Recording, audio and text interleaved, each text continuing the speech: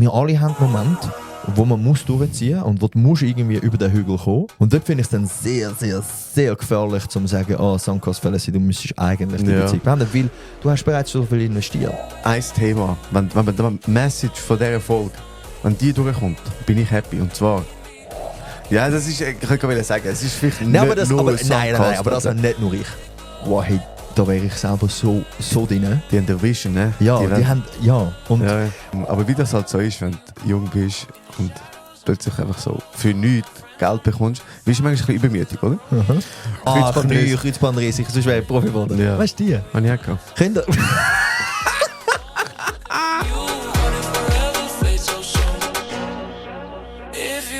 Hallo miteinander und herzlich willkommen zu Kopf raus. Wir sind zwei Psychologen aus Zürich. Neben mir hockt der Tim. Ich bin der Ivo und wir begrüßen euch ganz herzlich zu der heutigen Folge.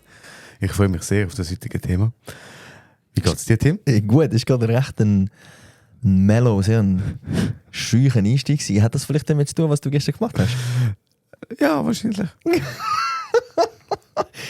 Deine Stimme ist aber auch ein bisschen überlegt, mit meiner eben auch. Ich bin auch nicht ganz so viel geschlafen, du musst mal so abstecken, dann ist gut. Ich habe nicht so viel geschlafen, aber schön sind wir da. Und ja. Tim, wie geht's dir? Jetzt habe ich das Liebling endlich mal an. Geil. Mir geht's gut. Ich habe zwar viel geschlafen, aber nicht so gut. Ich frage dich jetzt, irgendjemand hat mir gesagt, so hey, ich will den Einstieg ein bisschen peppig machen. Müssen wir? So ein bisschen, weißt du, es muss gerade ins Thema gehen. Okay, let's go. Und, warte jetzt.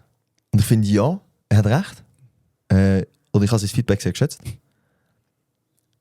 Habe mir dann aber nochmal darüber Gedanken gemacht und gemerkt, ich finde die Einstieg zusammen, die langsamen, auch am stehen, dass wir uns fragen können, wieso es geht. Ja. Und darum, ich habe dich gefragt, wie es dir geht. Ja. Darum, wir können das jetzt auch abkürzen, wenn wir wollen. Ja. Aber weißt du, ich frage mich schon, ob der langsame Einstieg, ich schätze die auch sehr, ob die für uns einfach hilfreich sind, um so reinzukommen. Aber für die zuhören, ist so... Das denkt sich, Mann, scheißegal, wieso ich geht, Mann. Eben der Schlitten, wir müssen aufs Thema kommen. So, weißt du, ich weiss es nicht. Schreiben Sie in die Kommentare. Das würde mich wirklich wundern. Weil wenn ich ja Podcasts höre, bin ich schon auch so, ja, komm zum Thema. Ja, weißt, ich höre unterschiedliche, so aber so, hey, ist gut. Darum, wahrscheinlich. Sollen wir eine Umfrage machen? Ja. Das ist dann ist weniger Aufwand für die Leute. Wir machen eine Umfrage, ob euch das stört, ob ihr das lässig findet oder ob es euch gleich ist. Ja, weil schlussendlich, ja, wir machen den Podcast sicher für uns und wenn der Einstieg für uns so schön ist, dann können wir das machen. Aber ich glaube, wir reden damals vorher auch und wir wissen, wie es angeht. Darum, ja, gebt euch Bescheid. Wir machen es ja schlussendlich auch für die Leute, die zulassen. Das heisst, für dich, wenn du das jetzt hörst. Schön bist du da. Ich kann, um jetzt den Wechsel machen und den Einstieg, ich habe wieder eine Story dabei und will die wieder vorlesen, um ins heutige Thema einsteigen. Yes. Ja? Und zwar geht es um das schönste Flugzeug, das eigentlich nie hätte existieren sollen. Paris und London, anfangs der 1960er Jahre. 2 Länder haben einen Traum. Sie wollen das schnellste Passagierflugzeug der Welt bauen. Eins, das mit doppelter Schallgeschwindigkeit über den Atlantik rast. Doppelte Schallgeschwindigkeit? Ja, Bro. 600 Meter in der Sekunde. Ach, krass. Ja, also ich glaube, 300 Meter. Der Schall ist, glaube 300 Meter pro Sekunde. Ja. Aber ja, anyway. Elegant, weiss, mit einer Nase, die sich zum Landen absenkt, wie der Kopf von einem Vogel. Das sind über 1800 km/h. Hast du das jetzt schon einfach mal 360 gemacht? Das ist crazy. Das ist doch mal 3,6, oder nicht? Ah, oder 3,6, ja. Also über. Ja. Ja, das ist schon noch schnell. Das ist schnell. Schon noch schnell. Sorry, ich bin gerade abgelenkt. Ja. Das Flugzeug heisst Concorde. Es ist ein Wunder von der Technik und von Anfang an ein finanzielles Fass ohne Boden. Die ersten Schlagzeilen sagen, die ersten Schätzungen sagen, etwa 20 Millionen Pfund. Schnell wird klar, es werden Hunderte von Millionen. Am Schluss über 1 Milliarde und je teurer es wird, desto lauter wird der Zweifel. Ökonomen rechnen vor, das Flugzeug wird sich nie rentieren. Der Treibstoffverbrauch ist enorm, es passen nur 100 Passagiere rein und der Überschallklapf ist so laut, dass ganze Länder die Überflüge verbieten. Die Fakten liegen auf dem Tisch. Sie sind eindeutig. Jeder nüchterne Blick sagt das Gleiche. Stoppet das Projekt. Aber, und jetzt kommt der entscheidende Satz, man hat schon so viel investiert. Millionen, Tausende von Ingenieuren, Jahre an Arbeit, Nationalstolz und in London und Paris sagt man sich, wir können jetzt nicht aufhören.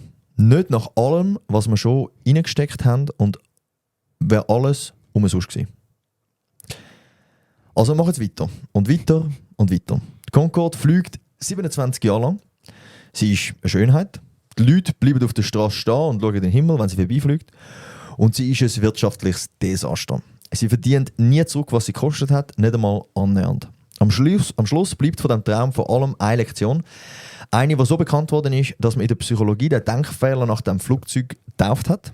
Die Concorde Fallacy. Die Falle an etwas festzuhalten, nicht weil es sich in Zukunft lohnt, sondern nur, weil man in der Vergangenheit schon so viel dafür gegeben hat. Und jetzt die unbequeme Frage, die uns heute wird beschäftigen. Wir haben alle unsere kleinen Concords und unsere kleinen Flugzeuge in unserem Leben. Die eine Sache, die wir daran festhalten, nicht weil es uns etwas bringt, sondern nur, weil wir schon so viel investiert haben. Mhm. Und wir reden heute über den Concorde Fallacy oder aber auch, weil es vielleicht bekannter ist, Sunk Cost Fallacy. Also das Phänomen, der psychologische Denkfehler von ich habe schon so viel investiert und darum muss ich weitermachen. Mhm.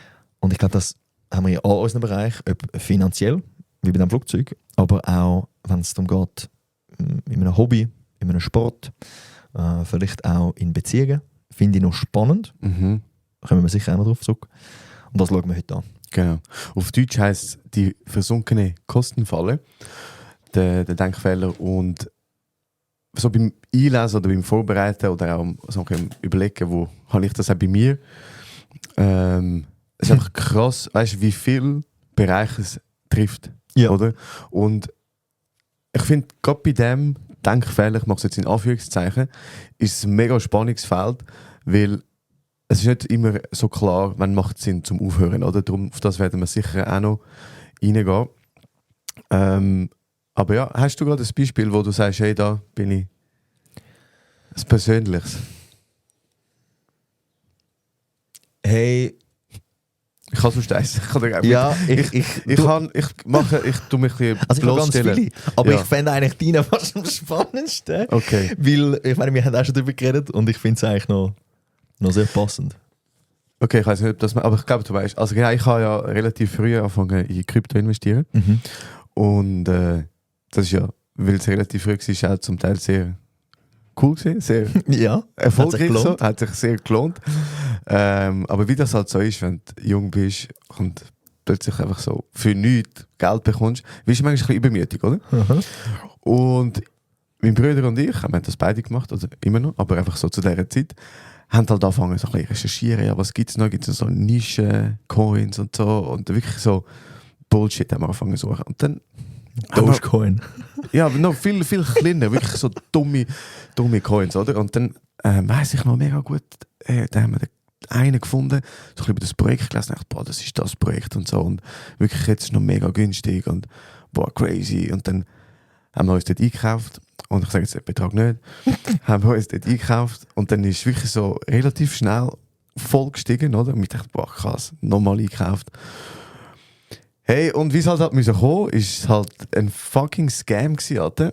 Und es ist relativ schnell gesunken, aber nicht back auf null. Aber es ist so runtergekommen und ich gesagt, okay, ja shit. Und habe geschaut, wieso ist das passiert, irgendwelche schlechte Schlagzeilen bekommen. Und ich so, okay, ja, aber ich bleibe drin, es kommt schon, weil weißt du, ja, ich glaube an das Projekt und so. Und ich bin einfach nicht raus, ich bin nicht raus. Irgendwann ist es einfach von null gewesen. Also ich habe einfach alles verloren und es ist wirklich so, ich habe keine rationale Entscheidung getroffen in dem Moment, weil irgendwie schon gesagt, hey, nein, aber ich habe die Vergangenheit, das ist eigentlich der Punkt, ich habe die Vergangenheit, was passiert ist, weil ich ja schon mehr investiert habe, immer wieder in meine Entscheidungsgrundlage mit einbezogen für die Zukunft. Yes. Und das ist eigentlich der Hauptgrund, warum man in das Phänomen hineingleitet, dass man keine rationale Entscheidung trifft. Und das finde ich noch spannend. Das ist ja also der, wie heißt das, der Homo economicus. Mhm. Also wenn man so ganz rational Entscheidungen treffen, müsste man nur vorher schauen oder im Jetzt schauen, also was habe ich für Kriterien, um eine Entscheidungsgrundlage zu finden und aufgrund von dem eine Entscheidung treffen. Also was schon passiert ist, Muss eigentlich scheißegal sein. sollte keinen Einfluss haben. Ja. Genau. Und das hat es nicht gehabt, weil ich bin so ein bisschen emotional auch invested gewesen, oder in das. Ja. Hey, ja, Und du hast deine Erfolgsstory gehabt und bist vielleicht wie auch, hast du dein eigenes Narrativ, deine eigene Geschichte eingebaut und hast wie so gesagt, oder, ich bin erfolgreich gewesen, weil ich dort vielleicht auch etwas gemacht habe, was andere nicht gemacht haben. Ich bin vielleicht gegen den Strom geschwommen. Ja. Und hast gefunden, so, okay, ich muss jetzt weiter dranbleiben. Ja, das war ein riesen Learning gewesen, ja.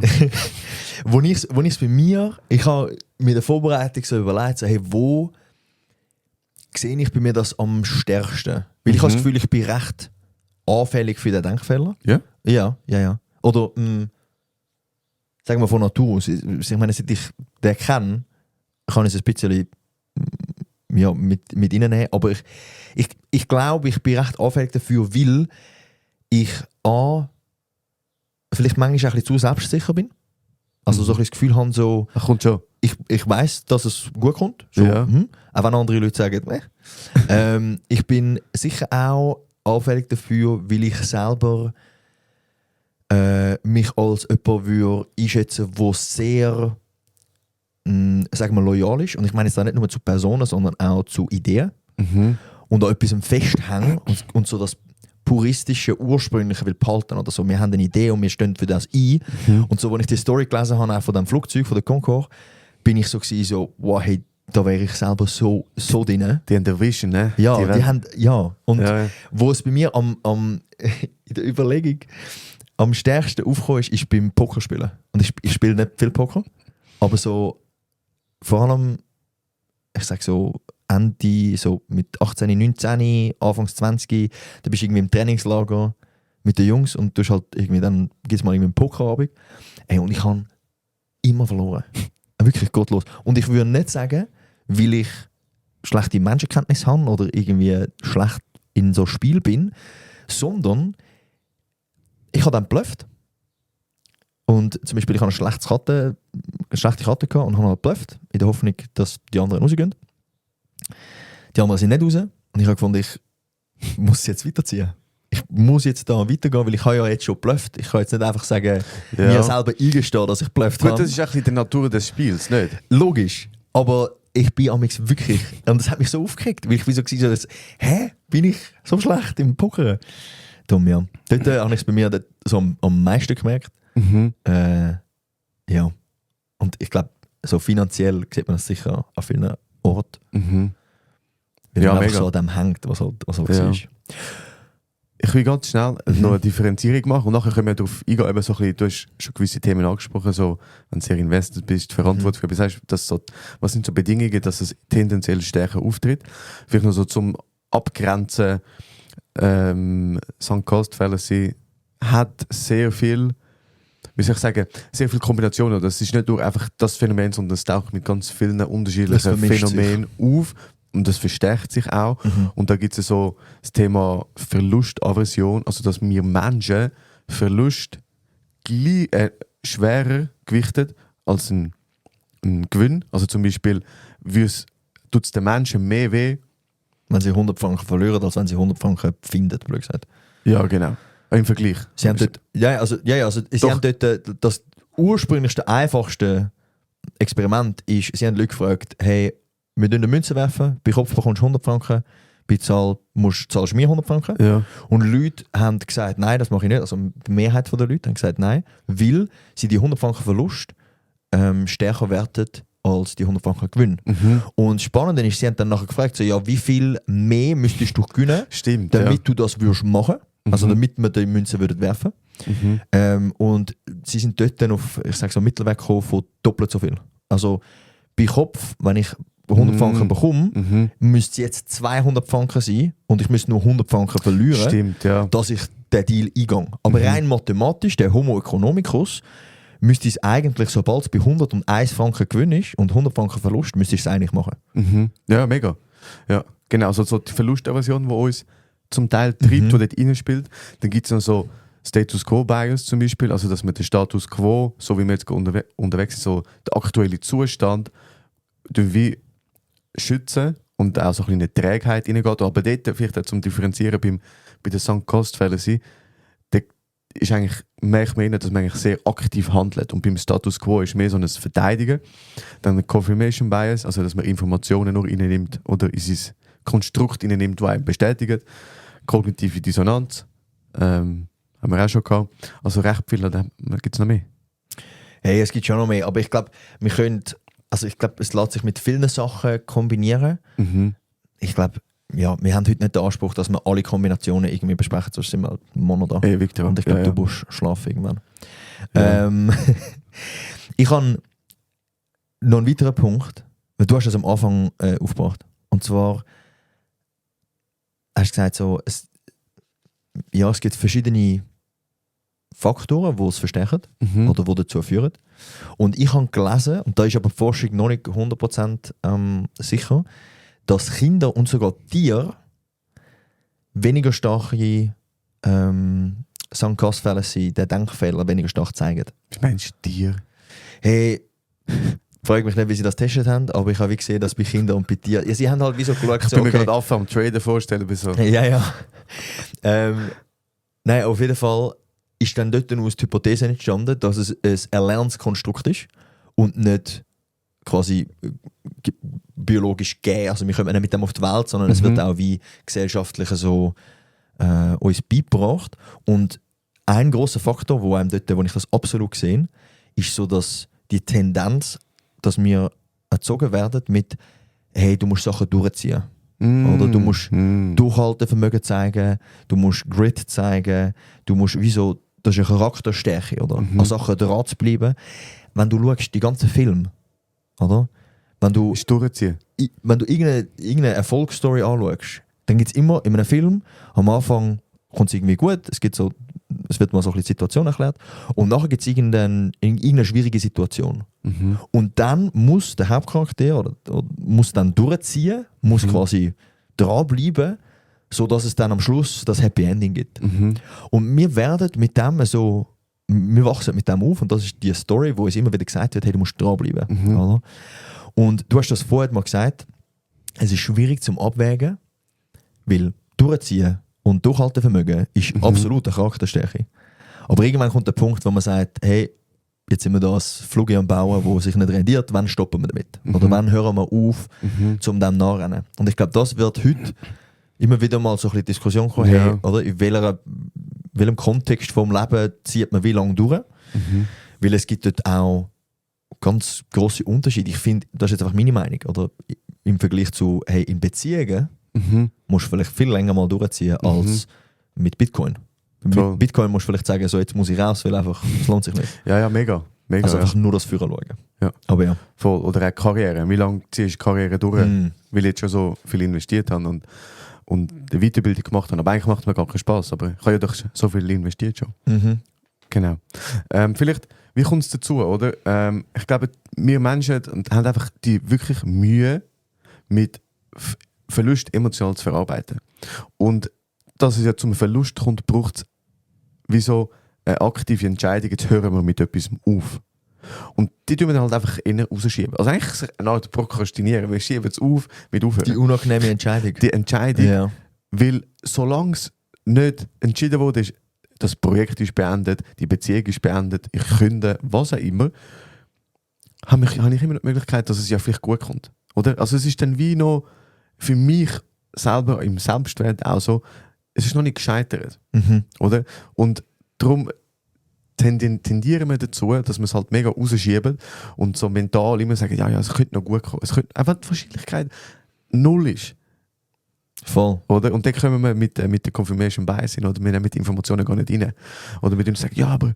Also die Informationen, die eigentlich das Gegenteil dagegen sprechen. Ja. Genau. Also jetzt in deinem Krypto-Fall, all die Schlagzeilen, die rauskommen, hey, ist ein Scam und die tust du eigentlich ausblenden, weil du suchst nur quasi die Informationen, die dich bestätigen in deiner Meinung von, hey, das explodiert nochmal. Genau. Ja. Yes. Und ich glaube, darum, und dort eben, wenn du dran bist, ich glaube, so was das extrem fördert, ist, wenn du so die persönliche Verantwortung für etwas hast. Oder wenn du voll drin bist. Nehmen wir jetzt an... Also dort kommt Sankt-Gass-Fälle viel stärker viel stärker, ja. Also das bedingt viel mehr. Oder? Und nehmen wir an, irgendwie ein Projekt in einem Geschäft. Ja. Wenn ich ganz nüchtern einfach ein Projekt beurteilen kann, ob es gut ist oder nicht, ohne dass ich je dort rein war oder ich das gemacht habe und einfach nur Kriterien ausarbeiten, welche Projekte machen Sinn zum Weitermachen und welche nicht. kann ich auf irgendwelche Kennzahlen nehmen und dann kann ich das relativ nüchtern entscheiden. Wenn ich aber die Projekte aufgeleistet habe, die Ideen hatte, versucht habe, eine Vision aufzugleisen und Leute mitnehmen, und dann ist es so viel schwieriger, um dann wirklich auch rational können, drauf zu schauen und die Entscheidung treffen. Nein, das machen wir nicht mehr weiter. Ja, weil du genau so viel investiert hast. Genau. Oder von wahrscheinlich Zeit, Emotionen, Ja. irgendwie kognitiven Stress auf dich genommen hast, um das irgendwie voranzutreiben. Mhm. Und dann schlussendlich auch Geld, Ja. wo du vielleicht jetzt nicht, wenn du bei einer Firma angestellt bist, vielleicht nicht selber gegeben hast, aber wo du gesehen hast, ja, wie viel Geld das dort reingeflossen ist. Mhm. Dann ist es sehr viel wahrscheinlicher, dass du in die versunkene Kostenfalle reingehst, die Sunk-Cost-Fallacy, als wenn du eben als Außenstehender drauf schaust. Mhm. Mega. Und ein anderes ist noch so schrittweise Kosten. Ist auch schwieriger also ist die Wahrscheinlichkeit höher, dass man in die Falle reingeht. Dass nicht einmal Tag auf einen Klapp 100 Millionen kostet, sondern es kostet 2 Millionen mehr. Okay, ja, es geht noch. Wir machen Dann normal. es kostet vielleicht 500'000 mehr, kostet 500'000 mehr. Ja. Aber so schön verteilt, Salamitaktik, oder? Immer schön weiter, wie mit dem... Salamitaktik. Ja, immer ein bisschen mehr, weißt du? Aufgeschiebelt. Nicht 100 Millionen aufs Mal, sondern... Heisst das so? Oder hast du das gerade einfach erfunden? Ich weiß nicht. Salamitaktik gibt es auch beim Lernen. Du tust nicht alles aufs Mal lernen, du tust es schiebeln. Ja, aber nennt man das so? Oder hast du das einfach gerade Ich weiß erfunden? nicht. Ich weiß nicht, ob es so nennt. Okay. Also das heisst, dass ein Salami schneller wegkommt, wenn du Schiebli hast, als wenn du einfach so von dem Er kommt ganzen halt Salami nicht musst aufs Mal. abbeissen. Er kommt halt aufs Mal. Okay. Oder? Also wenn die Kosten, die am Ende entstehen, aufs Mal kommen, dann Ja, ist ja. viel von so, okay, nein, hey, das können wir nicht. Ja. Das können wir Ja. nicht leisten. Aber wenn es über 5 Jahre kommt, ich meine, so Bauprojekte. Ich meine, Ja. es gibt ja in der Geschichte von Bauprojekten, in jedem Land, gibt es einfach so, du lachst gerade, du hast sicher gerade ein spezifisches Beispiel, ich will jetzt da niemand in die Pfanne schmeißen, aber es gibt Mach. zum Hast du Beispiel- etwas? Ja, der Bahnhof. Wo ist der Bahnhof gebaut worden? Magst du nicht? Bahnhof? Ja. Also da in der Schweiz? Nein, magst du schnell? Was du gerade sagen? Da, Stuttgart 21. Ja. Ist ein Umbau vom Stuttgarter Bahnhof, wo sich eben massiv verschätzt haben in den Kosten. Ja. Ursprünglich jetzt eigentlich so 2,5 Milliarden Kosten. Irgendwann sind dann offizielle Schätzung auf 4 Milliarden rauf. Irgendwann sind sie dann wieder auf 6,8. Und jetzt mittlerweile sind es bei der 10 Milliarden Grenze. Also, Die sind immer noch da. ich glaube, ja. Ich finde aber auch geil, dass du sagst, du willst immer die Pfanne hauen, so als ob irgendwie der Guy oder die Frau, die entscheidet, da wird zulassen. Und sich gerade denkt so, oh mein Gott, sie hat mich jetzt so in die Pfanne gehauen. Die sind schon genug in die Pfanne gehauen worden. Also ich glaube, das ist wirklich so ein Debakelprojekt, das einfach immer mehr und mehr und mehr kostet. Aber eben da, es ist auch schrittweise gekommen. Ja, ja. Es ist nicht, Ja. nein, es sind nicht 2, es sind 10 Milliarden, sondern da kommt da mal ein bisschen etwas, da kommt ein bisschen etwas. Und ich so, okay, ja, müssen wir jetzt halt noch, jetzt sind wir schon dran gewesen, Ja. Ja. Weißt du, was habe ich das Gefühl, ist jetzt einfach gerade ein Gedanke, der mir gekommen ist. Und wir werden unserem Teil von Chaos heute gerecht, glaube ich. Ich glaube, heute dürfen wir ein bisschen gumpen. Weißt du, das frage ich mich manchmal so in Konfliktsituationen, wo es jetzt aktuell viel gibt. Ob in Ukraine, Russland so oder... Konflikt. Ah. Ja, Ja. also so wirklich, also Weltkonflikt. Ja. Dort frage ich mich manchmal, ob die Sunk-Cost-Fallacy mit ihnen spielt, dass man nicht einen Krieg aufhört, weil man so ist, oder man hat jetzt schon so viel investiert, so viele Menschen sind schon dafür gestorben, weil, oder jedes Land hat das Gefühl, wir machen das Richtige. Jedes Land Ja. hat das Gefühl, wir sind die Guten. Ja. Jedes Land in einem Krieg hat das Gefühl, wir sind die Richtigen und wir quasi stehen für etwas ein. Und ich frage mich dann so, sich selber zu hinterfragen, zum vielleicht fragen, hey, ist es vielleicht wirklich das Richtige oder stehen wir für das, wenn wir noch weiterhin für das einstehen, wo wir jetzt da kämpfen und Leute sterben. Und ich habe das Gefühl, dort kommt so oft das doch rein, dass du so bist, hey, wir haben jetzt schon so viel investiert. Menschenleben, das grösste Investment, das du kannst überhaupt machen, das schlimmste Investment, das du kannst machen, dass du dir dann sagst, nein, wenn wir jetzt einfach quasi aufhören, dann sind all die tot für nichts gewesen, oder? Und ich habe das Gefühl, dort ist das auch, oder wir haben immer das Gefühl, wir so rational entscheiden, oder vor allem auf dieser Weltebene, auf dieser globalen Ebene, wird so rational entschieden. I don't Das ist know. eine heavy Überlegung, I don't know. ja. Oder? Kann gut sein, ja. Kann gut sein. Ist Du warst jetzt ein bisschen Downer gewesen. Nein. Ja, ist wirklich eine gewesen, aber es kann sicher auch dort hineinspielen, ja. Mir ist gerade noch ein anderes Beispiel in den Sinn kommen. Es ist wieder so ein bisschen, weil das, was du gesagt hast, wenn man so Sachen beendet, muss ja immer irgendjemand die Verantwortung dafür tragen. Und ich glaube, das spielt mega stark rein, so Thema Gesichtsverlust. Oder also jetzt irgend so ein World Leader muss ja dann anstehen und sagen, hey, wir hören auf. Und muss blöd gesagt sagen, wir haben einen Fehler gemacht.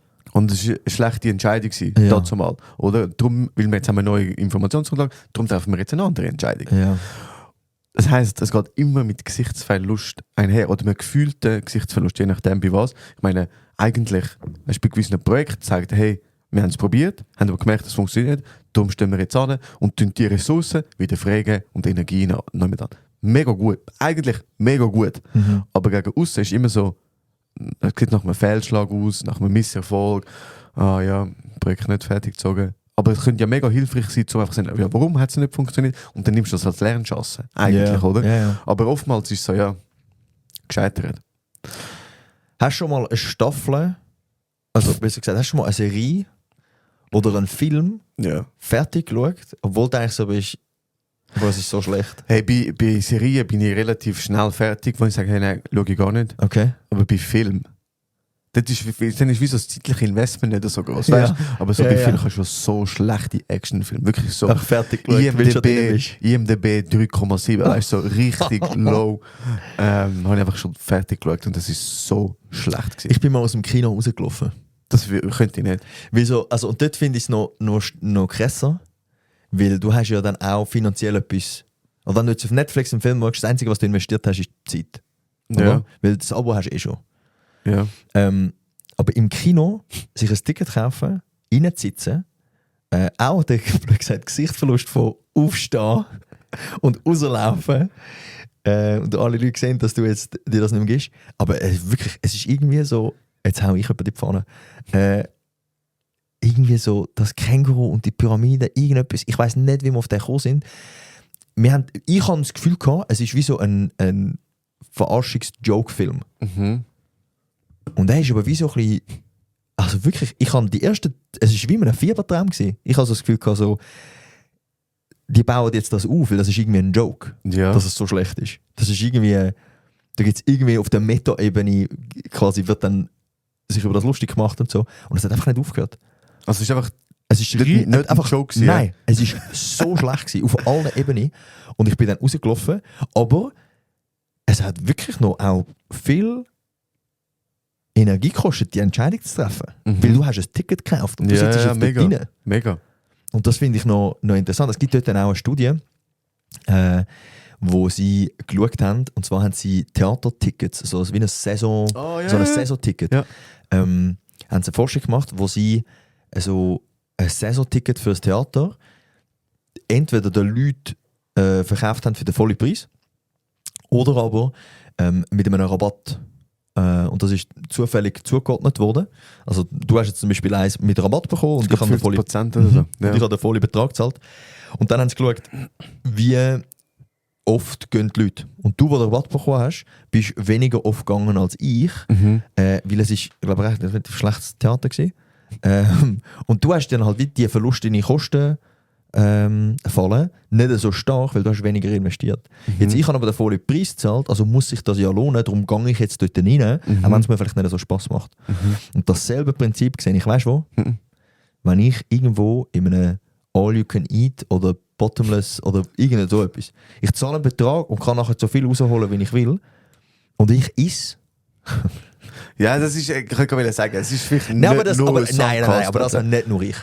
Das habe nicht nur ich. Also das haben andere Leute, wenn sie irgendwo all-inclusive haben, versucht man dort dann auch möglichst viel rauszuholen. Und obwohl dann vielleicht aber an einem gewissen Punkt du eigentlich nicht mehr essen sollst. Ja. Weil das Wohlbefinden nimmt ab. Ja.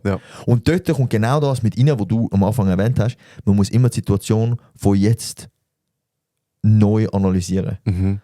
Das heisst, in diesem Moment, wo ich dann bin, so, gehe ich mir jetzt nochmal einen Teller holen an dem Buffet, muss ich mir eigentlich überlegen, hey, wenn ich jetzt nichts gezahlt hätte dafür und nicht irgendwie schon quasi da investiert hätte, würde ich jetzt noch einen Teller essen? Und wenn die Antwort nein ist, dann muss eigentlich alles, was vorher passiert ist, dass ich das gezahlt habe, es ist eh schon weg. Es ist weg. müsste ich eigentlich sagen, nein, ich gehe jetzt nicht. Darfst du gar nicht mehr in die Rechnung nehmen. Ja. Und du musst eigentlich immer von Stand jetzt nehmen. Ja. Hey, würde ich das jetzt, wenn alles, was vorher passiert ist, nicht passiert ist, würde ich jetzt die Entscheidung noch so treffen? Und wenn es heisst nein, dann musst du dich hinterfragen, wieso das weiterziehen. Aber ja, ich merke es so beim Buffet, bin in einer Serie, eben wenn du mal eine Serie anfängst zu schauen und nachher irgendwie bist du so drin und du bist irgendwie so, jetzt schaue ich es halt noch fertig, weil ich muss ja wissen, ich glaube dort ist ja, wie heisst der psychologische Effekt, dass man Sachen abschliessen wollen? Der Zeigarnik-Effekt. Ist das der Zeigarnik-Effekt? Ja. Der spielt sicher auch noch mit rein. Ja, das Closing haben, ja. Und wo ich sicher das auch noch habe, ist, wenn ich mir, sagen wir, irgendwie ein Kleidungsstück kaufe, wo teuer war und es passt mir aber nicht so gut. Also es ist irgendwie unangenehm oder es ist irgendwie eng. Ich will es nicht weg. Ja. Oder ich gebe es nicht weg, weil ich bin so, ich habe ja viel dafür gezahlt. Ja. Ja, aber wenn die Frage jetzt ist, Stand jetzt, und ich vergesse, was ich dafür gezahlt habe, für die Hose zum Beispiel, würdest du sie... Für die? Nein, die sind dort, Entschuldigung. Ah. Das ist auf die Hose zeige ich so. Nein. Würde ich jetzt die Hose anziehen, einfach von wie sie sitzt und wie sie angenehm ist, ne? Und wenn es nein ist, dann gib sie weg. Geh sie entweder spenden, du sie in ein Brockenhaus geben, irgendetwas, aber so, also ja, eigentlich sollte ich das gerade als Intervention gesetzt und nachher in den Kleiderschrank schauen. Ja, weil ich habe sicher etwa 2 Hosen und 2 Pullis, die ich nie an. Nie. Ja, fix. Und ich behalte sie einfach, weil sie sind teuer waren und irgendwie nice und ich bin so, ja, vielleicht irgendwann günstiger. Ich verkaufe eben viel. Dann ist wie so... Wo? Auf Ricardo. Also weißt du, wenn du jetzt wirklich so sagst, hey, das war eine teure Jacke, die noch in einem guten Zustand ist, dann verkaufe ich die mal auf Ricardo. Ja, zum Beispiel mein Triathlon-Anzug. Ja. Hast du den wieder verkauft? Den wieder verkauft? Siehst du, ich habe den noch. Ich habe sogar mehr bekommen, als ich gezahlt habe. Hör auf. Doch. Wirklich? Das okay, ist super gewesen. Ja, du hast aber einen krassen Anzug. Ja. Meine ist, ja. Ich habe mir auch Occasion gekauft, dass ich sage, ich bekomme nicht mehr nicht ansatzweise. Ja. Hey, weißt du, was ist mir in den Sinn gekommen? Ich will einfach nur sagen, ich will ein Thema, wenn die Message von dieser Folge, wenn die durchkommt, bin ich happy. Und zwar das Thema vom Aufhören in ein positives Licht stellen. Weil beim Arbeiten sind wir so einen Text am Schreiben, entweder für ein Buch oder für Vorbereitungsliteratur für unsere Kundinnen. Und ein Kapitel heisst Die Kunst des Aufhörens. Geil. Und also ein bisschen Zielablösung. Einfach die Kunst des Aufhörens. Okay. Dass es sollte eigentlich ein Standard sein, dass man immer wieder überprüfen, mit was hören wir auf. Und das können das können Routinen sein, das können Prozesse sein, das können Projekte sein, weil das einfach kein gutes Standing hat in unserer Gesellschaft. Sachen aufhören. Ja, hat ist kein so. gut. Ist so. Aber wenn einer kommt, hey, ich habe das geile Projekt im Kopf, also, neu. Ja. Super. Finden wir irgendwo Ressourcen? Eigentlich nicht, aber tun wir ein bisschen schieben, aber es wird einfach mehr. Es wird immer mehr. Aber die Kunst des Aufhörens, Sachen nicht machen, nicht mehr machen, du hast die Woche so herausfordernd. Du hast diese Woche noch etwas Geiles gesagt. Ja. Weil wir sind aktuell mit jemandem im Kontakt, um zu schauen, ob sie für uns arbeiten, in welcher Form auch immer. Und ich bin dann zu dir gekommen und habe gesagt, so, ja, eben, und sie können dann schauen, was es für Sachen gibt, die wir noch machen könnten, die wir vielleicht gar noch nicht auf dem Schirm haben. Und dann hast du gesagt, ja, oder sie können schauen, was wir aufhören sollten. Und es hat mich wirklich gekittet. Ich bin so, hey, ja, weil eigentlich, wir haben gar nicht völlig Zeit. Es ist nicht so, dass wir sind, komm, wir machen das noch und das noch und das noch. Sondern viel, viel, viel interessanter wäre, wenn sie mal auf das ganze Projekt schauen und wir sagen so, hey Guys, das ist unnötig. Hört auf mit dem. Ja. Und ich glaube, wir sind so, einfach, wir funktionieren das so, dass wir immer das Gefühl haben, das ist ja auch der Additionsfehler. Von, du probierst das Problem zu lösen, indem du Sachen dazu tust. Sie haben zum Beispiel dort so ein Lego-Brückli gegeben und den Leuten gesagt, so, hey, mach das Lego-Brückli steht. Und haben wieder so ein paar Figürchen nebendran gehabt, also so ein paar Lego-Blöcke. Und die Leute haben dann wieder die Brücke, die existiert hat, aber nicht symmetrisch war, halt ausgeglichen, indem sie die Blöcke genommen haben und dann auf der anderen Seite an, so dass es symmetrisch ist. Aber eigentlich hätte es einfach können, das eine Stück auf der rechten Seite wegnehmen und dann wäre es asymmetrisch gewesen. Also der Additionsfehler von wir ein Problem lösen, indem wir Sachen dazu tun.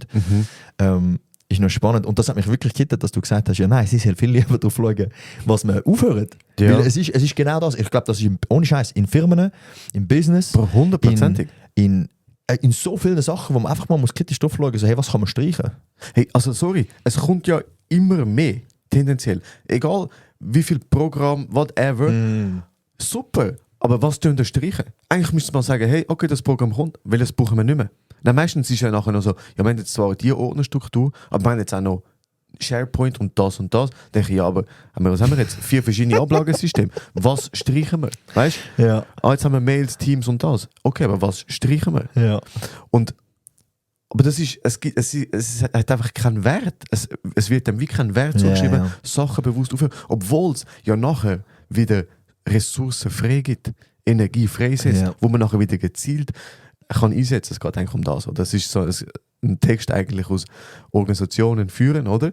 Und eben Organisationen haben das auch. Sie nehmen immer mehr und mehr dazu, aber sich bewusst auch fokussieren können, strategisch fokussieren, musst auch Sachen loslassen. Ja. Oder gar nicht anfangen. Ja, fix. Und das hat mich mega beschäftigt. Ich habe gesagt, ja fuck, ich meine, wir sind ja genau auch. Ob es also eine Organisation oder wir zwei als Einzelpersonen, wir machen immer mehr. Aber was hören wir auf? Ja. Es ist schon, ey, und, weißt du, wo ist mir das auch in den Sinn gekommen? Ich habe mit meinem Bruder, habe ich das schon mal erzählt? Ich weiß gar nicht, ich bin gerade ein bisschen müde. Wieso echt? Mit Blue Zones. Nein, ich habe mit meiner Mutter über das geredet. Es gibt ja die Blue Zones. Aha. Und das ist ja relativ simpel, dass dort werden die Leute relativ alt. Die haben viel Bewegung, sie sind sozial eingebunden, sie haben einen Sinn, sie essen gut, so ein bisschen mediterran, bla bla bla. Okay. Eigentlich relativ simpel. Wir haben das Gefühl, wir brauchen Supplements da. Wir brauchen das, ich brauche noch die Uhr, ich brauche das, das Tracking. Also auch wir, zum glücklicher werden, machen wir immer mehr. Ja. Also wenn ich glücklicher werde, muss ich mehr machen. Anstatt mich fragen, was mache ich nicht?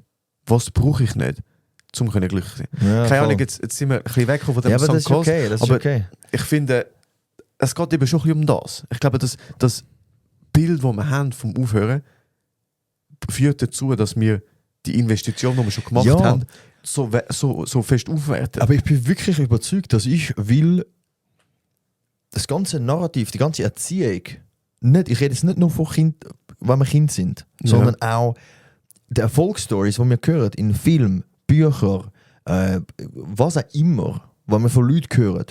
Die Erfolgsstory ist nie, die Person ist mega unglücklich gewesen, dann hat sie das gedroppt und nachher ist es wieder gut gegangen. Sondern die Erfolgsstory ist, es war tough gewesen, die Person hat durchgezogen und jetzt ist alles besser. Das sind die Erfolgsstories, die wir hören. Das sind die Erfolgsstories, die uns angehabt werden. Und schlussendlich lernen wir so mit dem umzugehen. Aber es ist nicht, zum Beispiel, was ich immer gefunden habe, ich meine, ich bin super happy mit dem Studium, das ich gewählt habe. Ich glaube, du auch. Ja. Aber wie tough ist es, wenn du, sagen wir, 3 Semester schon gemacht hast in einem Studium? Ich finde so 4 von 6 finde ich tough. 4 von 6 Semester. Aber siehst du, dann bin ich schon, aber dann ziehst du auch schon durch. Ja, fix. Dann denk ich mal, jetzt hast du schon so viel investiert, jetzt hast du schon 2 Jahre investiert, dann mach doch gerade noch fertig. Aber so, ich habe mit vielen Leuten schon geredet, die wirklich ein Studium gemacht haben, weitergezogen haben und dann vielleicht im 5. Semester aufgehört haben, weil es ihnen einfach zu viel geworden ist und sie angeschissen hat. Aber sie hätten eigentlich müssen im 2. Semester aufhören, aber sie sind wie so gewesen, ich habe jetzt schon ein Semester investiert. Ja. Ich kann ja jetzt nicht quasi das Studium abbrechen. Ja, und je mehr du investierst, jetzt bin ich ja doch schon auf Zürich gezogen, jetzt habe ich schon das gemacht, je mehr du investierst, desto schwieriger wird es aufzuhören. Ja. Und ich finde das super bist mit dem Studium, oder auch mit dem Job. Weißt du, man trifft ja irgendwann mal eine Entscheidung und sagt, hey, ich mache die Weiterbildung, ich will da nachkommen, ich will die Karriere machen, whatever. Und irgendwann bist du an einem Punkt, wo du merkst, jetzt würde ich die Entscheidung anders treffen. Aber wenn du schon so viel investiert hast, vielleicht auch familiäre Sachen verpasst hast, dass, weißt du, oder wirklich dort halt den Fokus gelegt hast, denkst du, fuck. Hey, und jetzt kommen wir zum Knackpunkt. Oder, darf ich ein Beispiel? Ja. Komm zum Knackpunkt. Wenn du führst. In der Vorbereitung habe ich viele Beispiele gesehen, wo es auch um Thema Beziehung gegangen ist. Ja, erzähl mal. Hey, also weißt du, so zum Beispiel, jetzt bist du schon 4 Jahre zusammen, beide sind irgendwie so ein bisschen unglücklich, aber man zieht es halt weiter, weil man hat schon 4 Jahre miteinander in der Beziehung gewesen. Es gibt doch vom Dodo so ein Lied. Wie heisst es? Zusammen streiten, dass wir zusammenbleiben. Ich muss das mal lieben. Das ist gerade genau das. Sorry. Ja. Und dort, finde ich, wird es dann schwierig. Weil, oder? Das Einfachste, was du machen kannst, ist versunkene Kostenfälle anschauen und sagen, hey, jetzt macht es keinen Sinn, um das weiterzuziehen, ist zum Beispiel, wenn es um Finanzen geht. Oder du kannst grundsätzlich zurückschauen, dir überlegen, okay, alles, was ich jetzt bereits investiert habe, vergiss ich schaue jetzt für, würde ich jetzt noch das Investment kaufen, zum Beispiel, du hättest in dem Moment, wo dir die Krypto das runtergeht und dir überlegt hast, ob ich es behalten oder nicht, hättest du dir eigentlich müssen überlegen, würde ich, wenn alles vergessen ist, was passiert ist, würde ich das Krypto jetzt kaufen. Quasi, ich habe 0 von denen, würde ich jetzt von denen kaufen. Und wenn dann die Antwort nein ist, dann musst du vielleicht überlegen, okay, ich verkaufe jetzt alle. Ja. Oder? Und dort ist es einfach. In einer Beziehung aber finde ich es dann hure schwierig, weil stell dir vor, du bist 4 Jahre mit jemandem zusammen, du hast bereits so viel investiert. Stell dir vor, oder anders formuliert, stell dir vor, du würdest jedes Mal, wenn du würdest ab Punkt jetzt schauen, hey, würde ich jetzt noch die Beziehung suchen? Nein, okay, gut, ich beende die Beziehung. Dort bin ich nachher dann sehr kritisch, weil wir alle haben Momente, wo man muss durchziehen und wo du musst irgendwie über den Hügel kommen. Und dort finde ich es dann sehr, sehr, sehr gefährlich, zu sagen, Sankthansfälle, du müsstest eigentlich die Beziehung beenden, weil du hast bereits so viel investiert. Und das, was du investiert hast in der Vergangenheit bei Beziehungen, habe ich das Gefühl, zahlt auch auf die Zukunft ein. Also es ist nicht einfach... Das ist nicht einfach so, okay, das, was passiert ist passiert und du kannst es vergessen. Sondern ich kann wieder sagen, ja. Beziehungen leben von gemeinsamen Erfahrungen, gemeinsamen Erlebnissen, auch gemeinsamen so Hardships, so gemeinsame schwierige Situationen, die du miteinander überstanden hast. Ja, mega. Und dort, es gibt sicher irgendwo einen Punkt, wo man muss sagen, so, hey, jetzt müssen wir es eigentlich nicht weiterziehen. Aber sie sind irgendwie noch drin. Aber wo das der Punkt ist, finde ich dann dort schwierig und auch gefährlich, um irgendwie so etwas nachher mit reinzubringen und zu sagen, ja, schau deine Beziehung mal an auf St. Gassfeldensee. Das Einzige, was mir dort hilft, wenn es so schwierig wird, sind Opportunitätskosten. Auf verschiedene Sachen bezogen. Also jetzt angenommen, oder wir machen jetzt ein Projekt, sagen, wir machen noch das zusätzliche Projekt. Das Projekt haben wir jetzt viel investiert und wir merken, eigentlich läuft es nicht. Und jetzt könnte man sagen, okay, wir ziehen das weiter. Das heisst, wir gehen in die St. Gassfeldensee. Was dort kann helfen ist, dir zu überlegen, okay, aber was verliere ich denn für Opportunitätskosten? Also was Opportunitätskosten im Sinne von Sachen, die könnten passieren, wenn ich das nicht machen würde. Also, wie beschreibt man Opportunitätskosten? Schon so. Ja. Ist das verständlich so? Nein. Also, hey, so, also Opportunitätskosten wären, das ist okay. Opportunitätskosten wären, ich habe 100 Franken, ich investiere die in ein Vermögensportfolio und Opportunitätskosten sind alles andere, was ich hätte können machen mit diesen 100 Franken und es jetzt nicht machen kann. Also Kosten, die entstehen, weil ich eine Entscheidung getroffen habe. Ja. Das kann aber auch sein, ich mache ein Studium und Opportunitätskosten sind, ich habe zum Beispiel eine KV-Ausbildung und wenn ich ein Studium mache, dann habe ich Opportunitätskosten von, sagen wir, 5'000 Franken Lohn nach einer KV-Lehre, die ich jetzt nicht habe. Also für 6 Jahre werde ich weniger verdienen, weil ich studieren. Das sind Opportunitätskosten. Andersrum aber, wenn ich mich entscheide, nach dem KV die quasi arbeiten auf dem KV und nicht studieren, sind das Opportunitätskosten einfach im anderen. Und was kann helfen, so gegen die St. Gassfeldensee, ist, dass man sich am Englisch überlegt, weil das ist, glaube ich, ein aktiver Gedankenprozess, den man machen muss. Die Opportunitätskosten, weil die hat man nicht so im Kopf, die kommen nicht einfach so, sondern du musst dich wirklich damit auseinandersetzen. Und so, wenn du in dieser St. Gassfeldensee drin bist, mal zu überlegen, okay, was verpasse ich dann mit der Zeit, mit dem Geld, mit der Energie, oder? Um dir zu überlegen, okay, was würde ich dann eher wählen, Stand heute. Ja. Ja, mega. Und dort, finde ich, kannst du das auch reinnehmen, wenn ich zum Beispiel Leute sehe, wo ich hoffe, es fühlt sich jetzt niemand angegriffen. Wenn ich Leute sehe, die so jemand am Daten sind, aber schon ultra lang, so nicht wirklich happy sind, aber sie sind noch nicht zusammen, aber so, sie suchen dann nichts Neues, weil es fühlt sich irgendwie safe an, man hat vielleicht schon vieles investiert, man denkt vielleicht, vielleicht wird eine Beziehung daraus. Und ich bin so, ja, aber du musst dir bewusst sein, in dieser Zeit, wo du am Daten bist, so ein bisschen unglücklich, könntest du jemand anders kennenlernen, wo dir das gibt, was du brauchst für eine Beziehung. Oder? Wo könnte eine Beziehung entstehen, so wie du dir das wünschst. Und dort finde ich zum Beispiel, hast du auch die Opportunitätskosten. Wenn du jemand datest, so ein bisschen locker flockig und irgendwie bist ein bisschen unglücklich, Ich sage nicht, es können Leute daten und super happy sein und dann all gut. Aber wenn du jemanden datest und irgendwie das so ein bisschen Larifari und ja, wir sind ein bisschen herausfinden und vielleicht hast du auch jemanden in dieser Beziehung, der sagt, ich möchte mich nicht festlegen. Und du bleibst aber dran, weil du hast bereits 4, 5 Monate irgendwie schon investiert oder vielleicht kommen wir dann zusammen.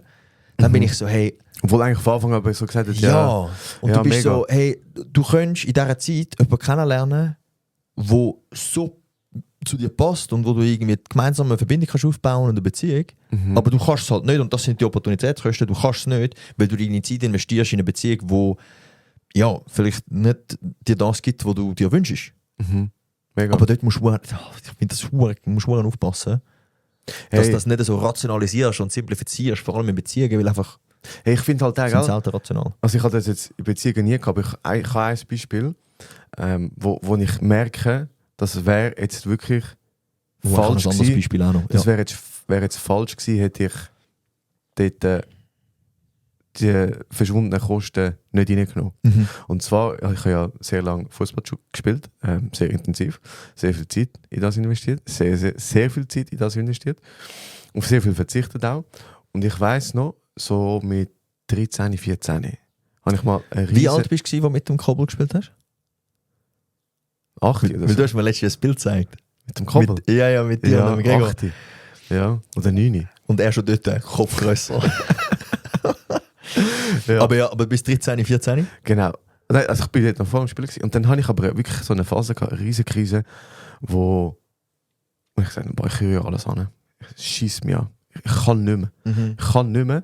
Ich hatte dort wirklich auch eine schwierige Saison gehabt, mit Verletzung und allem. Ich habe gesagt, ich kann nicht mehr. Und mein Vater hat gesagt, ich weiss noch, mein Vater hat gesagt, ich will es nicht machen, du hast schon so viel investiert. Und ich habe weitergemacht. Und weil ich wirklich gesagt shit, ja. Und ich habe mir dann auch so vorgestellt, weißt du, meine Eltern sind mega oft unterwegs gewesen und haben uns in der ganzen auch Schweiz, viel investiert. Ja, die haben fast mehr als wir wirklich einfach so uns rumgefahren. Weißt du, wirklich überall haben wir gespielt, im Ausland haben wir gespielt und sind so viel Zeit investiert. Und ich bin wirklich so gewesen, oh shit, nein, ich kann nicht. Wir als Familie haben schon so viel investiert, weißt du. Und ich habe dann mit 18 aufgehört, weil keine Ahnung, dort hat mein Vater dann wieder nicht mehr gesagt. Mit so 13, 14 bin ich wirklich auch. Es war wirklich eine schwierige Phase. Die wird doch nicht mehr. Nein, nicht mal wegen dem. Aber er hat es wirklich einfach einen Schade gefunden. Hätte ich mit 13, 14, er hat es wirklich schade gefunden. Und im Nachhinein finde ich es sehr gut, hat er mir gesagt, hey, du hast doch so viel schon investiert. Aber ich finde es geil, dass er dir gesagt hat, ich will nicht und nicht, du darfst nicht. Nein. Weil das, ich finde meine das Entscheidung. Ja. Also es ist überhaupt nicht von ihm gekommen. Aber er hat wirklich einfach so gesagt. Und das Argument hat mich halt gehittet, oder? Und mit 18 hat er das nicht gesagt, weil da bin ich volljährig gewesen. Oder so mit, jetzt hat er wie er gefunden, hey, look, du triffst deine Entscheidungen, du bist volljährig. Und ich bereue sie. Du bereust? Wirklich? Weil ich hätte nie so aufhören zu shooten. Wirklich? Ja, ich bereue sie. Ich habe mit 18 nicht aufgehört. Ja. Ich bereue sie hart. Das ist etwas, was du bereust? Ja. Wirklich? Das ist wahrscheinlich etwas Einziges, was ich im Leben bereue. Hey, wirklich? Ja. Das habe ich nicht gewusst. Es hat mir mega viel gegeben, habe ich aufgehört, weil ich halt ganz neue Sport hatte. Mit Kampfsport habe ich für mich entdeckt, was eine mega schöne Welt ist. Auch eine geile Welt, aber ich bereue es eigentlich. Aber wieso? Hey, Fußball, nur schon, dass du in einer Mannschaft bist, du hast, es ist so eine Energie in einer Mannschaft. Und was ich wirklich bereue, ist, weil ich will sagen, ich bin relativ gut gewesen und ich hätte können während dem Studium so ein bisschen Geld damit verdienen. Ja. So 2'000, 3'000 Stutz hätte ich können verdienen. Ja. Nicht Profi, aber so Erstliga. Und Bro, ich habe das auch weggerührt. Oder? Ich hatte wirklich eine gute Ausgangslage gehabt, um mit 3-4 Mal Training in der Woche, was ich ja sowieso schon gemacht habe, einfach noch Geld verdienen neben dem Studium. Und das bereue ich. Und das ist einfach geil gewesen. Hey, ja. Sehe ich. So mit einer Mannschaft, ein gemeinsames Ziel, wählen, aufsteigen, Cupsiegen, whatever. Es war so geil gewesen. Ja, sehe ich. Ich meine, das ist der Grund, wieso ich noch Fußball spiele. Es gibt eigentlich keinen Grund, wieso ich noch Fußball spiele. Das tut mir alles weh. Ich bin nicht dafür bezahlt, weil ich nicht in der Erstliga spiele.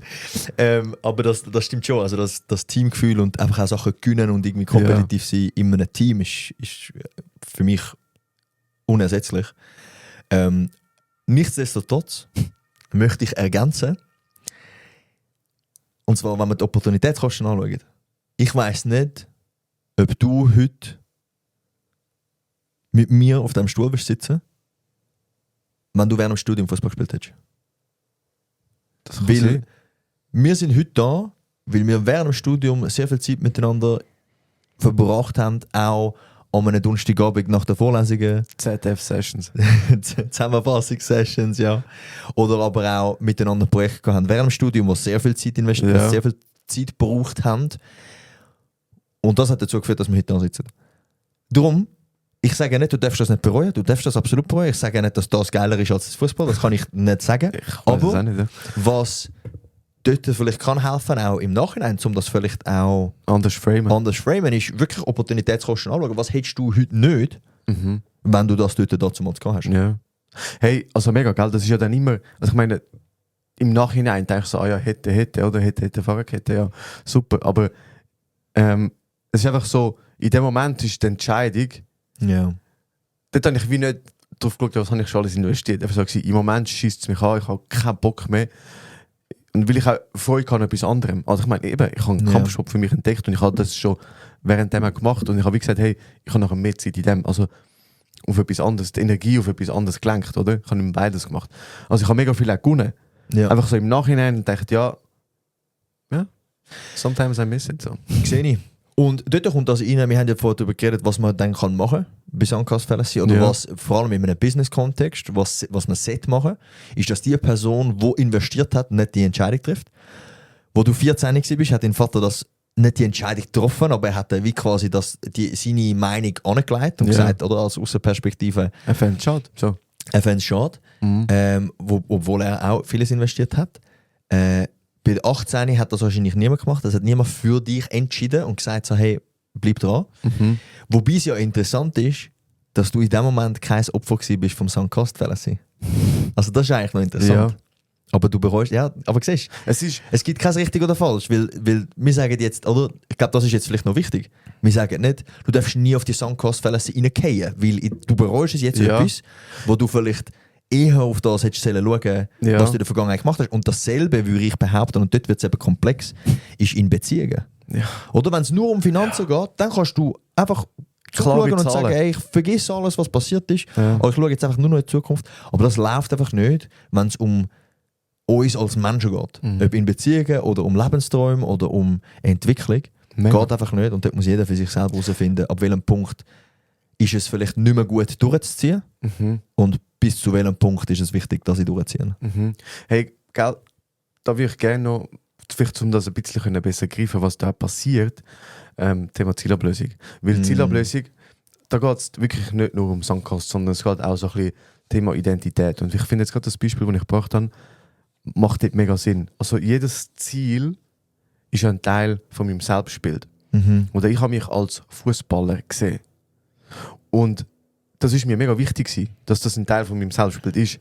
Aber in dieser Phase habe ich wie auch noch andere Ziele gehabt, zum Beispiel bei der Kampfsport. Und ich habe mich mehr als Kampfsportler gesehen, mehr als das meine Identität. Und bei der Zielablösung geht es halt eben sehr stark auch um Identität, oder? Und wenn du wieder das ein Teil kannst von deiner Identität loslassen quasi, so das bin ich nicht mehr, das gehört nicht mehr zu mir, dann funktioniert es relativ gut, oder? Und ich hatte sehr viel äußere Rahmenbedingungen gehabt, ich hatte andere Sachen gehabt, wo ich näher bei meiner Identität kann, um etwas loslassen.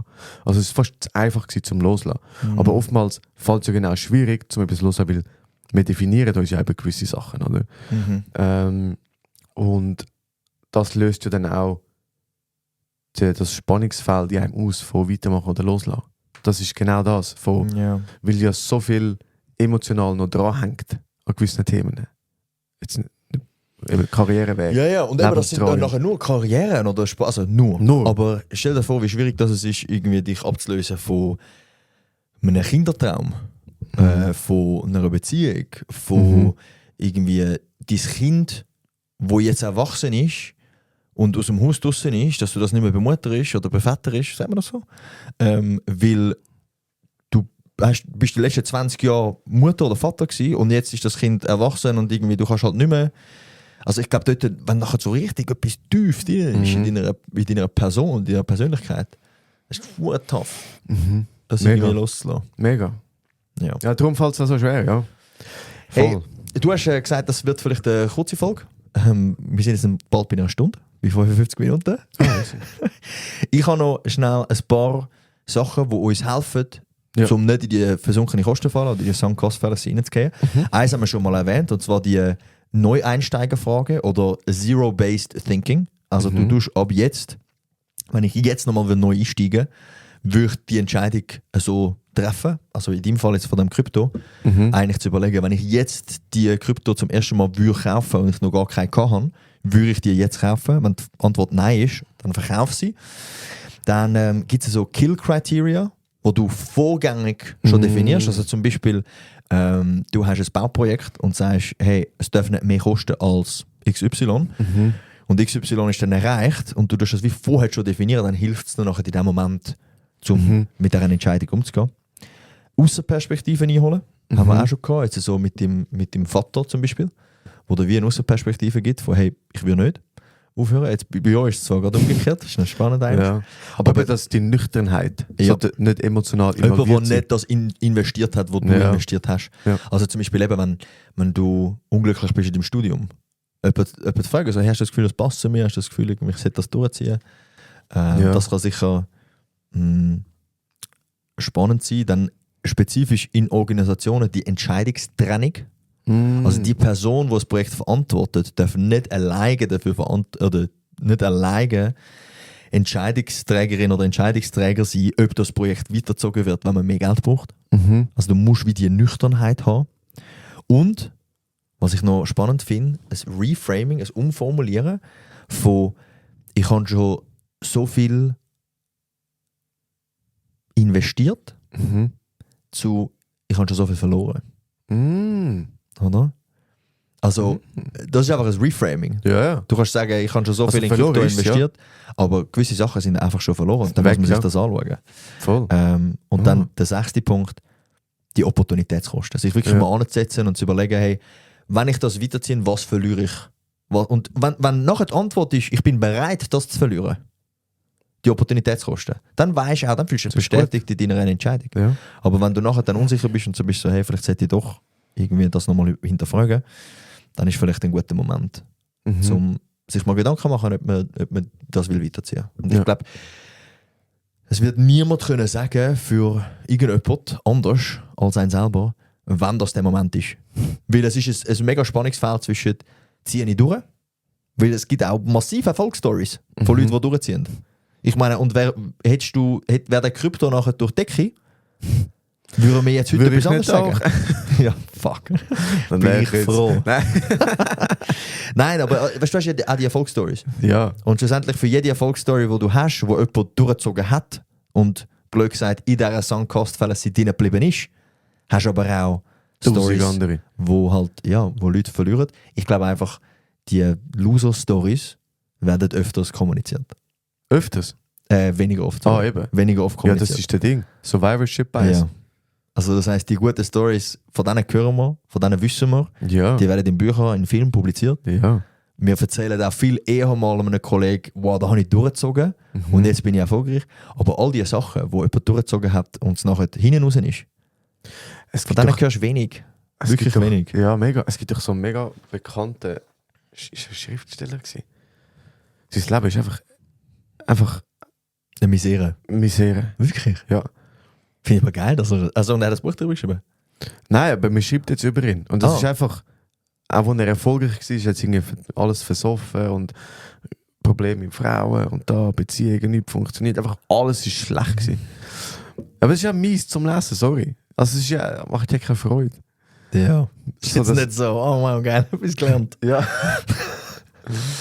Ja. Hey, darum, ich habe das Gefühl, es ist etwas, wo man sich einfach mal darüber Gedanken machen muss. Hey, wo in meinem Leben tappe ich in die versunkene Kostenfalle rein? Also ich muss überlegen, will ich dort weiter durchgehen und bin auch bereit, zum eventuell dann mal zu merken, hat sich vielleicht nicht gelohnt. Und wo muss man vielleicht sagen, hey, jetzt ist glaube ich der Moment zum Aufhören. Du hast gestern Abend sicher durchgezogen. Ja, ich kann gerade sagen, ich glaube, jetzt ist der Moment zum Aufhören, weil ich die richtig. Du hast gestern Abend gefunden, ey, ich habe schon so viel investiert in den Abend, ich kann jetzt noch nicht aufhören, ich gebe jetzt noch einen weiter durch. Ich bin gestern, dann irgendwann habe ich gefunden, so jetzt muss ich ins Bett. Habe aber trotzdem auch ein bisschen irgendwie Mühe heute. Es tut mir leid, ich entschuldige mich, ich bin nicht ja, weißt ich finde das wichtig, dass Wieso sagst du ich? Ah, okay, nein, sag. Sorry. Ich finde das wichtig, dass ich in einer guten Verfassung bin, wenn wir einen Podcast aufnehmen. Ja, bist du top gewesen? Ja, das war okay, gewesen, aber ich habe schon den Anspruch an mich, dass ich in einer guten mentalen und körperlichen Verfassung bin. Und darum heute ist jetzt wirklich, es war auch eine Ausnahme gewesen, das mache ich eh nicht oft, aber wirklich... Hey, ja, manchmal darf man sich auch einfach einmal dumme Entscheidungen treffen. Ja. Das ist keine dumme Entscheidung. Ja, so gut, ich kann gar nicht sagen. Bei uns gar nicht. Gut. Ich sage nur, es ist einfach der Anspruch an mich, den ich habe. Und darum bin ich froh, wenn wir jetzt fertig machen können. Fertig. Also. Und du hast noch letzte Hirnzelle. Letzte Hirnzelle haben wir. Was steht? Ich habe wieder vergessen. Hast du rausgeschrieben? 6,5 zu 5? Ich habe den letzten nicht richtig gehabt, es ist immer noch 6,5 zu 5. Okay. Oder 6,5 zu 6? Nein, wenn dann 5,5 zu 5. 5,5 zu 5. Entweder das oder 6,5 zu 6.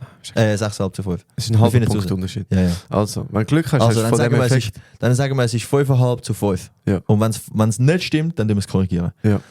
Und wenn du Glück hast, hast du von dem Effekt schon mal gehört. Oh. Was beschreibt der In-Action-Effekt? Schon gehört davon? Weiß nicht. In-Action-Effekt. Ja. A. Nach einem negativen... Oh! Gib mir nochmal Oh! A. Nach einem negativen vorherigen Ergebnis wird nichts tun stärker bereut als handeln, wenn dadurch erneut ein negatives Ergebnis entsteht. Du kannst es ein bisschen komplizierter sagen. Okay, B. B. Nein, ich sage B. B.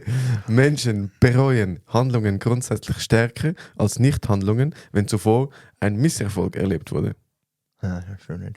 Menschen bevorzugen grundsätzlich passives Verhalten bei fehlender Informationsgrundlage gegenüber aktivem Handeln. Aha. Würde ich sagen, stimmt. Ich weiß einfach nicht, ob das der In-Action Menschen treffen nach Misserfolgen impulsivere Entscheidungen als nach Erfolgen. Nach Misserfolgen? Sag nochmal.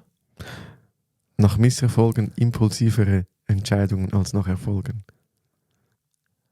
Das ist so eine Frage, wie so im Studium, wo du bist, so, ja, stimmt alles? Oder stimmt vielleicht vieles? Es ist ähnlich formuliert, es könnte alles stimmen, aber es ist halt, die Aussage stimmt, aber es passt nicht zum In-Action-Effekt. Zum In-Action-Effekt.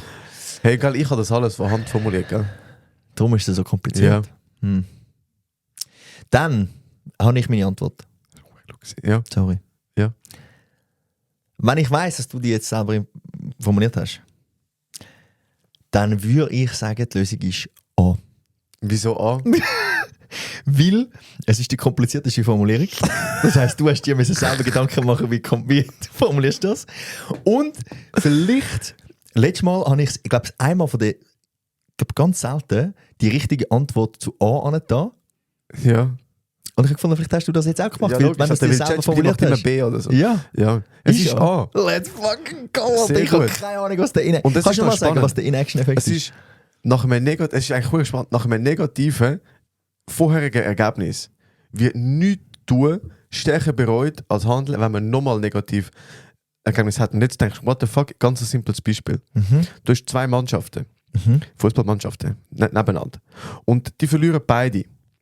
Und nach dieser Niederlage tut der eine Trainer die ganze Aufstellung ändern und der andere Trainer behaltet sie bei. Kommt das nächste Spiel, sie verlieren wieder beide.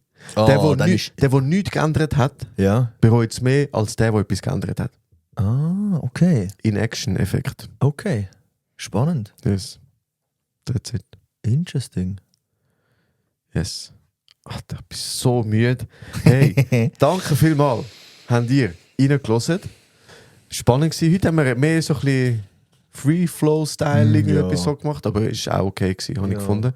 Könnt ihr, ich habe jemanden, den grüßen. Ja. Könnt ihr jemanden grüßen, der gescheiterter Profifußballer ist? Da gibt es so viel. Ja, weißt du, die dann sagen, Kreuzbandriss, sonst wäre ich Profi geworden. Ja. Weißt du die? Habe ich auch gehabt. Könnt ihr bitte so jemanden grüßen? Wir grüßen auch jemanden. Meine Grüße gehen aus an Ivo. Brigade. Yes. Ja. Grüßen jemanden. Sagt ihnen so, hey. Nein, ich weiss nicht, was sie sollen mitnehmen. Anyway. Grüßet einfach. Hey. Schöne Woche. Macht's gut. Danke vielmals. Wann kommt die Folge raus? In 2 Wochen? 3 Wochen. 3 Wochen. Kaufen Tickets für den Vortrag? Ja, eben, das ist die Frage. Ja, Aber haben wir echt noch Tickets? Weiß nicht. Ja, we'll see. Hey, wenn ihr etwas über Verhandlungspsychologie lernen und quasi herausfinden, wie ihr in der nächsten Verhandlung nicht über den Tisch gezogen werdet oder einfach auch erfolgreich sind, dann gehen wir mal auf unsere Website kopfchaos.ch, könnt dort bei Live-Events schauen. Wir tun es auch unten in die Captions. Und schauen, ob es noch ein Ticket hat. Es ist am 25. August am 6 Uhr im Prime Tower. Es geht eine Stunde, Tickets kosten 20 Stutz. Mir hat letztens jemand gesagt, so, ich hätte das fix auf 49 aufgetan. Ich so, ja, okay, fair. Wir haben es jetzt halt bei 20. Darum, holt euch ein Ticket. Ich gehe so weit und sage, dass ihr die 20 Franken reinholt bei der nächsten Lohnverhandlung. So arrogant wäre ich jetzt. Und wenn ihr ein Ticket habt, holt euch eins. Dann sehen wir uns dort. Ich wünsche euch eine wunderschöne Woche. Genießt es. Macht's gut. Und wir hören uns bald. Ciao zusammen. Tschüss. The album is done, but the sound stays forever, ever, ever, ever, ever. Epiconov. Epiconov. Epiconov. Epiconov. Epiconov.